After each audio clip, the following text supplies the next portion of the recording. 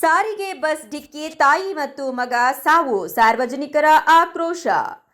ಗೌರಿಬಿದನೂರು ರಸ್ತೆ ದಾಟುತ್ತಿದ್ದ ತಾಯಿ ಹಾಗೂ ಇಬ್ಬರು ಮಕ್ಕಳಿಗೆ ಸಾರಿಗೆ ಬಸ್ ಡಿಕ್ಕಿ ಹೊಡೆದ ಪರಿಣಾಮ ತಾಯಿ ಹಾಗೂ ಒಂದು ಮಗು ಸ್ಥಳದಲ್ಲೇ ಮೃತಪಟ್ಟಿದ್ದು, ಮತ್ತೊಬ್ಬ ಮಗು ಪ್ರಾಣಾಪಾಯದಿಂದ ಪಾರಾಗಿರುವ ದಾರುಣ ಘಟನೆ ಅಂಬೇಡ್ಕರ್ ವೃತ್ತದಲ್ಲಿ ಶುಕ್ರವಾರ ಸಂಜೆ 3:45ರಲ್ಲಿ ಸಂಭವಿಸಿದೆ.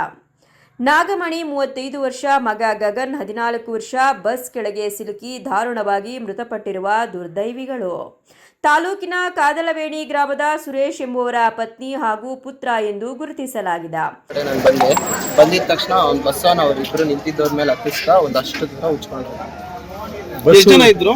ಅಲ್ಲಿ 3 ಜನ ಇದ್ರು. 3 ಜನದಲ್ಲಿ ಒಬ್ಬ ಹುಡುಗ ಈ ಕಡೆ ಸೈಡಿಗೆ ಬಿದ್ದ. ಅವರಿಬ್ಬರು ತಗ್ಲಾಕೊಂಡ್ರು.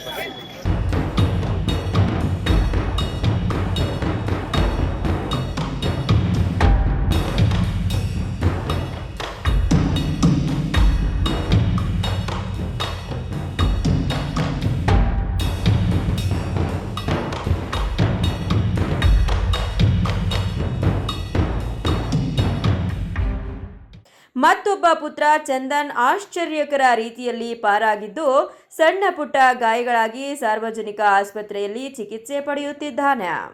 ಶುಕ್ರವಾರ ಮಧ್ಯಾಹ್ನ 3:45ರಲ್ಲಿ ಗೌರಿಬಿದನೂರು ಸಾರಿಗೆ ನಿಲ್ದಾಣದಿಂದ ಮಧುಗಿರಿಗೆ ಹೋಗುತ್ತಿದ್ದ ಸಾರಿಗೆ ಬಸ್ ಡಾಕ್ಟರ್ BR ಅಂಬೇಡ್ಕರ್ ವೃತ್ತದ ಸಮೀಪದ ಬಳಿ ರಸ್ತೆಯನ್ನ ತನ್ನ ಮಕ್ಕಳೊಂದಿಗೆ ದಾಟುತ್ತಿರುವಾಗ ಅತಿ ವೇಗ ಮತ್ತು ಅಜಾಗರೂಕತೆಯಿಂದ ವೃತ್ತವನ್ನ ತಿರುವು ಪಡೆದುಕೊಂಡಿದ್ದರಿಂದ ಈ ಘಟನೆ ಜರುಗಿದೆ ಎಂದು ಪ್ರತ್ಯಕ್ಷದರ್ಶಿಗಳು ತಿಳಿಸಿದ್ದಾರೆ. ಸಾರಿಗೆ ಬಸ್ನ ಅತಿ ವೇಗ ಹಾಗೂ ಚಾಲಕನ ಅಜಾಗರೂಕತೆಯಿಂದಲೇ ಈ ದುರ್ಘಟನೆ ಸಂಭವಿಸಿದೆ ಎಂದು ಆರೋಪಿಸಿರುವ ಸಾರ್ವಜನಿಕರು ತೀವ್ರ ಆಕ್ರೋಶ ವ್ಯಕ್ತಪಡಿಸಿದ್ದಾರೆ.